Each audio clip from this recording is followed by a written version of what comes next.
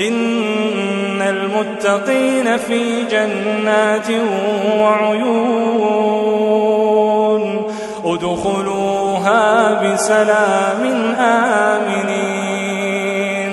ونزعنا ما في صدورهم من غل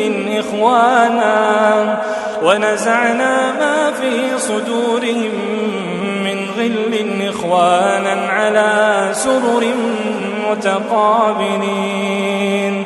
لا يمسهم فيها نصب وما هم منها بمخرجين نبئ عبادي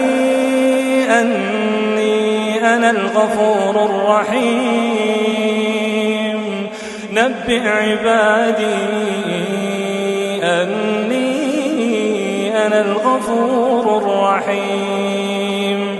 وأن عذابي هو العذاب الأليم.